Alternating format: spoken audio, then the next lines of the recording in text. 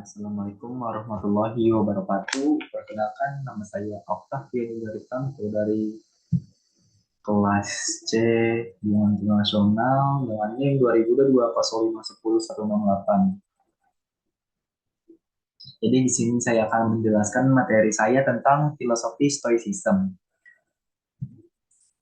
Pencipta aliran Stoicism. Stoicism adalah aliran filsuf yang didirikan oleh Zeno dari Citium saat periode Hellenistik pada zaman Yunani kuno. Aliran ini sangat populer karena dikembangkan oleh filsuf utama seperti Seneca, Epictetus, dan Marcus Aurelius. Filsuf-filsuf Stoicism. Aliran Stoicism populer pada zamannya hingga saat ini karena tidak terkekang oleh waktu dan tidak berbangunan dengan ideologi-ideologi lain atau agama-agama lain. Stoicism sangat relevan untuk digunakan oleh semua orang. Kita ambil dari tiga filsuf Roma ini, Seneca, Epictetus, dan Marcus Aurelius. Seneca adalah seorang penasihat Kaisar Romawi, Epictetus seorang budak yang disiksa dan diasingkan, dan Marcus Aurelius adalah orang terkuat di zamannya. Dia merupakan seorang Kaisar Romawi. Dilihat dari tiga filsuf Roma ini sangat berbeda kan latar belakang mereka, seperti Seneca penasihat, Epictetus seorang budak, dan Marcus Aurelius seorang kaisar.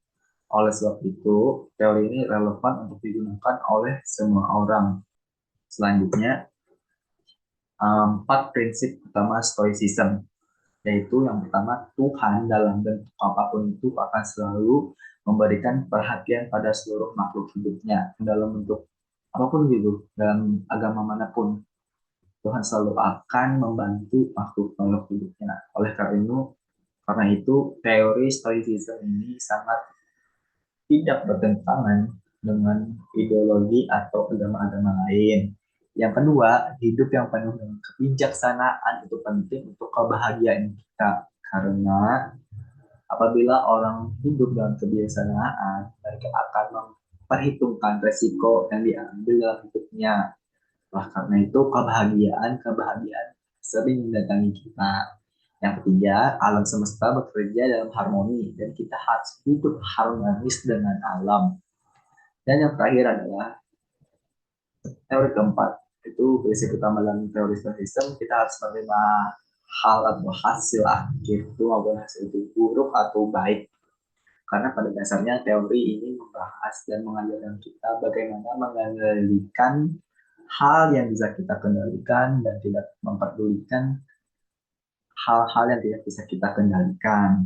Sifat seorang stoik adalah sifatnya bersikap rasional. Rasional adalah cara berpikir yang sesuai dengan alasan yang benar sesuai akal sehat. Rasionalitas juga secara konsep dan normatif adalah mengacu pada kesesuaian keyakinan seseorang dengan alasan seseorang untuk percaya atau tindakan seseorang dengan alasan seseorang untuk bertindak. Jadi bersikap rasional ini sangat berhubungan dan poin ketiga tadi, hidup harmonisasi dengan alam. Contohnya gimana? Contohnya adalah hal kecil ketika ekspektasi kita tidak sesuai dengan harapan. Misalnya kita berekspektasi dapat nilai 90 sampai 100, kemudian realitanya nilai yang didapatkan adalah 80. Kalau orang rasional akan bersikap tenang, meluapkan emosi mereka, sedangkan orang yang emosional yang tidak berpikir rasional akan mengeluarkan emosinya yang berlebihan atau tidak menerima hasil gitu, tidak menerima hasil yang diberikan oleh alam. Nah, kalau rasional karena dia berpikir positif dan menguasai hal yang telah terjadi, dia otomatis bersikap rasional dan mengikuti hasil yang diberikan oleh alam tersebut. Itu menyenggol tentang ekspektasi. Ekspektasi dengan teori ini sangat-sangat berhubungan sekali karena pada dasarnya filosofi Stoicism mengajarkan kita tentang berekspektasi. Jadi ekspektasi menurut Merriam-Webster adalah tindakan atau keadaan mengharapkan. Walaupun begitu, pada dasarnya kita tidak boleh terlalu berharap kepada ekspektasi. Apalagi memiliki ekspektasi yang tinggi, karena realita belum sesuai dengan ekspektasi kita gitu. ekspektasi dapat mempengaruhi emosi kita. Emosi dan ekspektasi itu sangat berkaitan karena emosi itu merupakan hasil dari ekspektasi kita sendiri.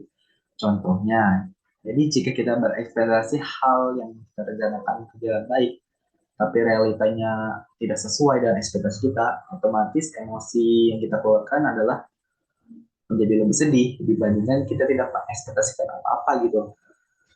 Dapat disimpulkan, ekspektasi yang terlalu tinggi itu bisa membunuh kita. Teori soal sistem ini mengajarkan kita untuk berekspektasi serendah-serendah dan seburuk-buruknya. Ya, mungkin orang akan mendengarnya kayak, berarti kita harus pesimis dong dengan hal-hal atau yang kita akan lakukan.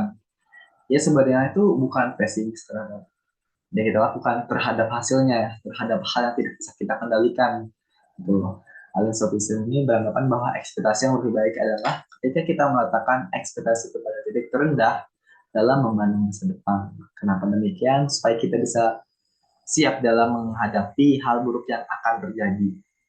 Oleh karena itu, kita seharusnya merendahkan ekspektasi kita serendah-rendah mungkin dari diri kita dan ekspektasi kita gitu supaya ya siap gitu menghadapi hal buruk yang terjadi. Misal ekspektasi buruk kita itu memang benar-benar terjadi, kita tidak kaget dan ekspektasi tersebut. Kalau kita mendapatkan hal yang baik dan ekspektasi kita rendah, kita akan menjadi lebih bersyukur sebagai manusia. Oke, sekian saja presentasi dari saya. Assalamualaikum warahmatullahi wabarakatuh.